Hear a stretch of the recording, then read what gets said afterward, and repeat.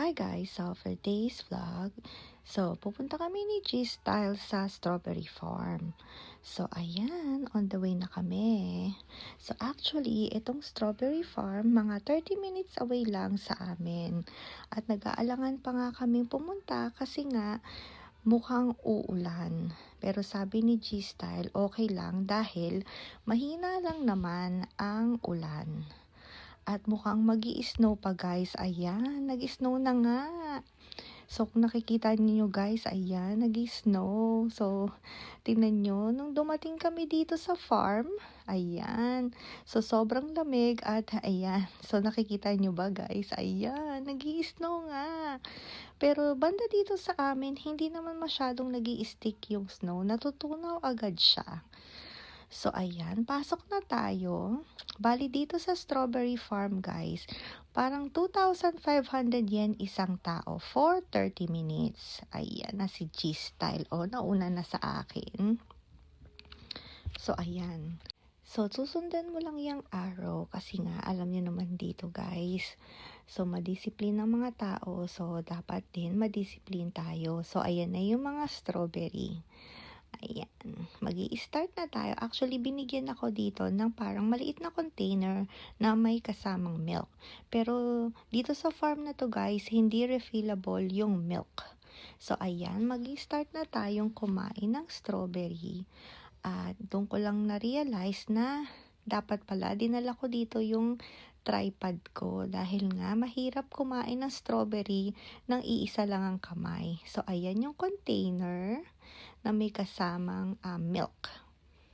And then, yung sa bandang kaliwa, dun mo ilalagay yung kung meron kang excess. Pero recommendable talaga na ubusin mo yung strawberry.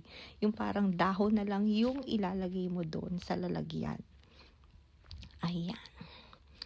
So, ayan, napakalaki nitong farm na to guys. Ayan, hanap pa tayo ng pwede nating kainin na strawberry. So, syempre, yung kakainin natin, yung hinog na. Pero, pag may mga green-green pa, wag ninyo guys pipitasin. Dahil, hindi pa yun pwedeng kainin. At sayang naman. So, ayan. Dito sa napuntahan kong lane, ay napakadaming malalaking strawberry. So, ayan, makikita nyo dyan later. At tingnan nyo naman guys, itong farm na to ay napakalinis. So, hindi pa ako nakapunta guys sa Baguio at nakapag-strawberry picking. Pero, ayun nga, next time gagawin natin yan pag umuwi tayo ng Pilipinas. So, ayan. Matamis siya guys dahil nga season ngayon ng strawberry dito sa Japan. So, ayan. Ganyan ang pagkain ng strawberry. At hindi ko na makita si G-Style dahil nandun siya sa kabilang lane. Pero tingnan nyo, yung mga ibang tao nandun na banda. Actually, meron din mga ibang taong nasa likod ko. Ayan. So, hanap pa tayo ng pwede nating kainin. Ayan. So, ang dami, diba? So, ayan ito guys, napakalaki ng strawberry. Ayan. Minsan hindi ko na nilalagyan ng milk kasi nga yung kamay ko medyo malagkit na. Dahil nga dun sa milk at that time dahil medyo malamig kahit na nandito tayo sa loob, covered yung greenhouse. So, naramdam mo pa rin yung lamig. Dahil wala namang heater sa loob dahil nga hindi pwedeng mainit sa loob ng greenhouse. So, ayan. I think, ayan, ito guys, ang laki oh. Diba? Sobrang laki ng strawberry.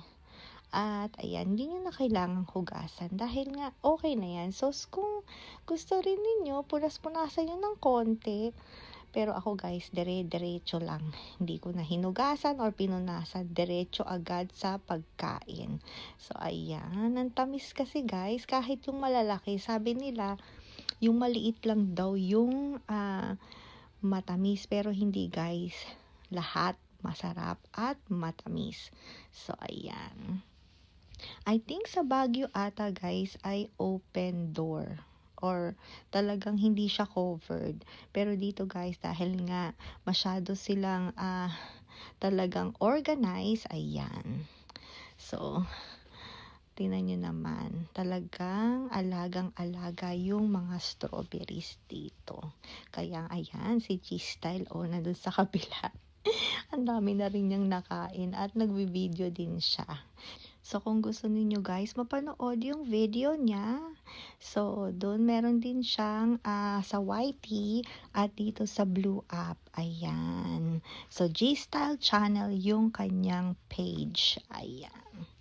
So, punta tayo banda doon. Hanap pa tayo ng malalaking strawberry na pwede nating kainin. Ayan, meron pa dito banda. Pero yung dalawa doon ay hindi pa pwedeng pitasin. So, ayan. Pakita ko lang sa inyo. Ayan. Diba? Ang laki nitong isa, Ayan. May mga nakita din kaming sobrang malalaki talaga. So, mamaya pakita namin sa inyo. Ayan. So, ayan. Kain lang ng kain. Dahil nga 30 minutes lang ang time natin dito. Pero hindi ko nga alam kung paano nila nauorasan yun. Siguro nga talagang kailangan maging honest ka talaga. Pero hindi ko nga rin na-check kung anong oras kami pumasok dito. Pero dahil nga mabubusog ka din naman, talagang titigilan mo din yung strawberry. Ayan. So, recommend ko din sa inyo guys, magdala din kayo ng water. Di naman nila i-check kung may dala kayong water. Or extra milk. Kasi nga, hindi refillable yung milk.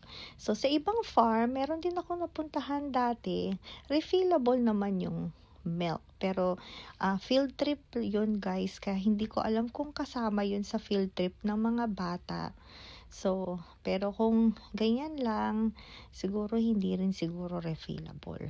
Pero patatanong natin yan. So, ayan. Ganyan yung itsura ng greenhouse. So, napakalaki at napakalinis. Ang ganda, diba?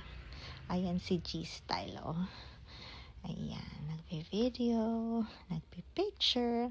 Syempre, once a year lang naman itong ganap dito sa strawberry farm. So, hindi lang ito yung strawberry farm, guys. Marami sila. So, ito lang yung napili naming puntahan. Dahil yung talagang pupuntahan namin, guys, nalagpasan namin. Kaya sabi ko kay G-Style, mag-park na lang siya at doon na lang tayo pupunta. Dahil hindi naman kami nagpa-reserve. So, walk-in lang ang ginawa namin. Pero hindi ko lang din alam kung kailangan mo din magpa-reserve. Dahil nga itong time na to, siguro mga almost magti-3 na rin siguro. Actually, dumating ata kami dito 2 o'clock or 1:30. Ayan. Dahil nga yung mga farm, I think hanggang 3 o'clock lang sila. Ayan. Pero maaga silang nag-open guys. Ayan. Dahil nga wala naman sigurong ilaw dito sa gabi, kaya talagang maaga silang nagka-close siguro. Kasi nga pag winter, madaling dumilim. Minsan 4 o'clock pa lang madilim na guys. Ayan, ang daming strawberry guys, Ayan, ang dami, ang laki. Ayan, si G-Style. Ayan, Mukhang enjoy si G-Style at kinuha niya yung malaking strawberry ata. Ayan, kasi nga natuwa siya. Tingnan nyo, Ayan, kasi nga sobrang laki. Ayan. So, kung gusto niyo guys makita, ayan yung mga video niya. Ayan, G-Style Channel. Ayan. Sa YT at saka sa Blue App. Nandun siya guys. Ayan. Actually, si G-Style nga yung unang naging vlogger. Ayan.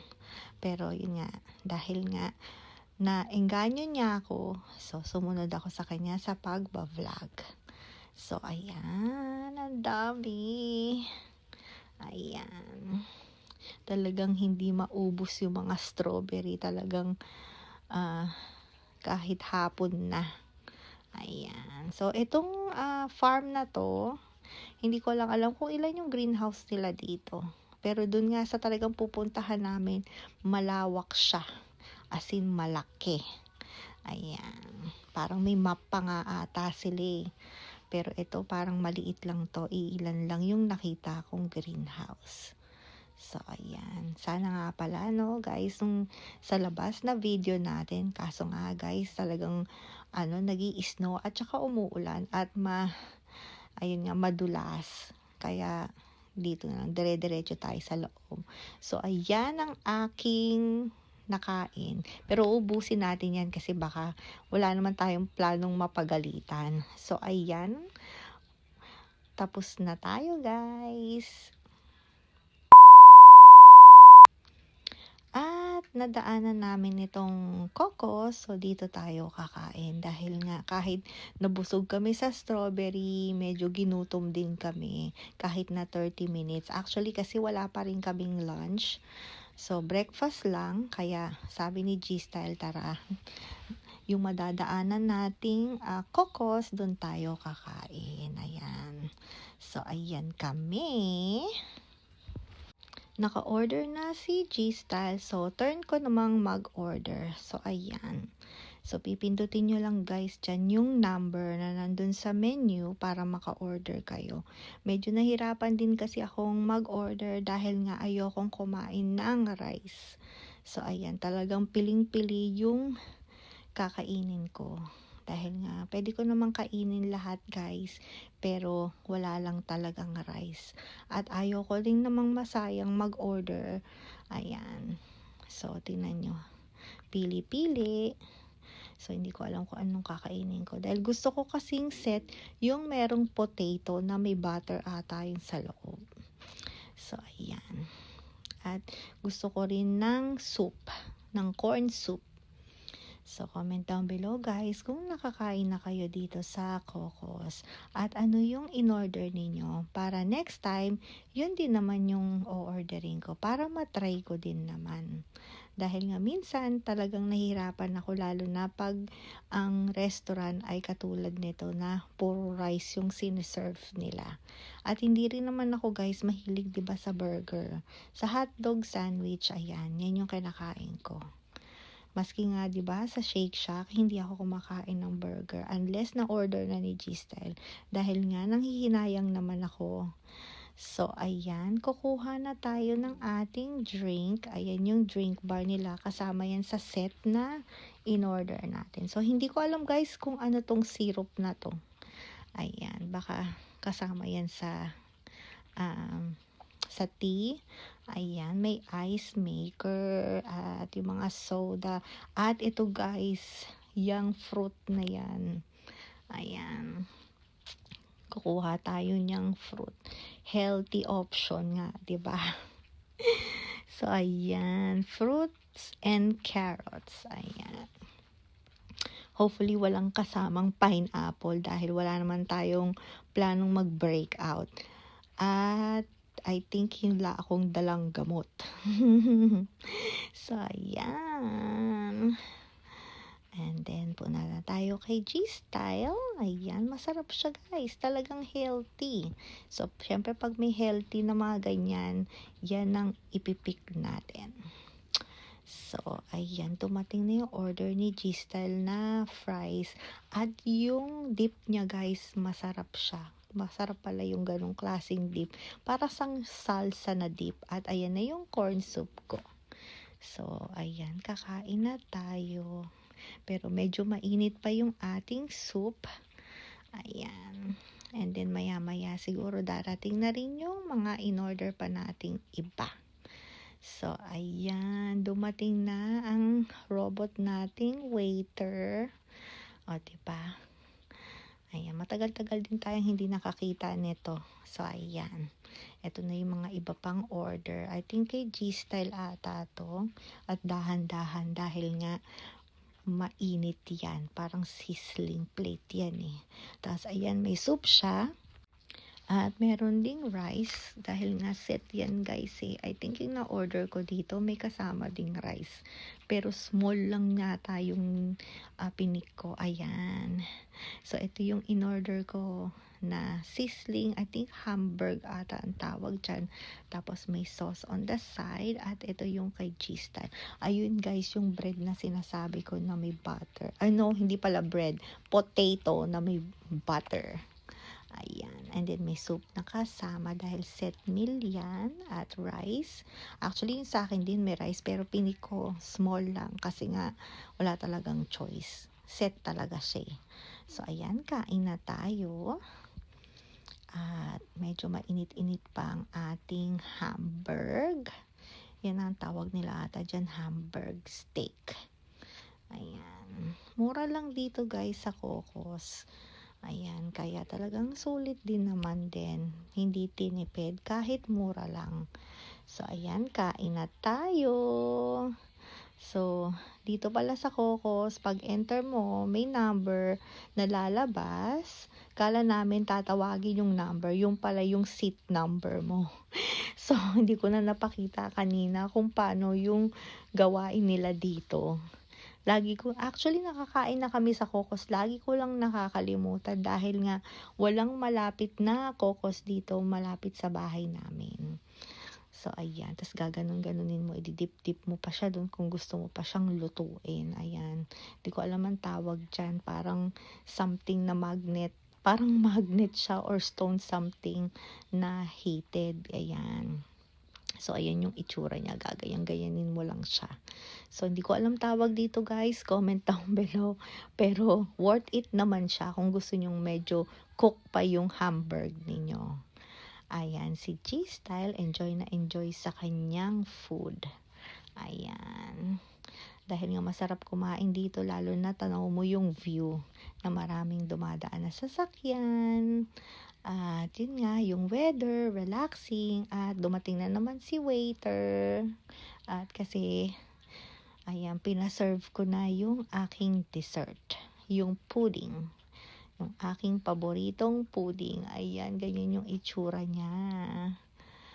Ayan. At kain na tayo. So, simple lang talaga ako guys. Ayan, yung pudding. Ayan. Pag basta may pudding, masaya na ako. Ayan. Dahil nga yan talaga yung paborito ko. Kaya ko kumain siguro ng ilan nito. Siguro mga 3. Pero syempre, isa lang yung kakainin natin. Ayan. Dahil nga medyo matamis din siya. Pero hindi ganun katamis guys. Kasi nga, alam niyo naman dito sa Japan, hindi naman sila talaga masyadong matamis. Ayan.